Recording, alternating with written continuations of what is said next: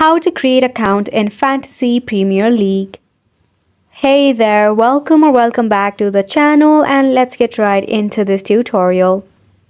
To create account in Fantasy Premier League, you can head over and check out the Fantasy Premier League application, or if you don't have the app, you can visit its webpage as well. Now, if you are brand new to it and want to create an account, just click on Get Started. So over here, start off by selecting your favorite team and head over and tap on Continue.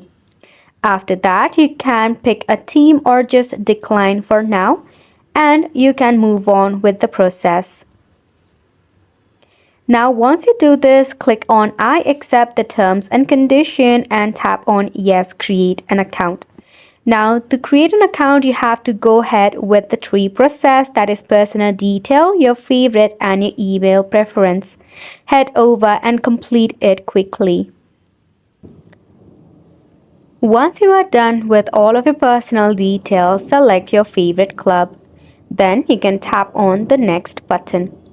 After that, the email preferences, you can select what email you want to get.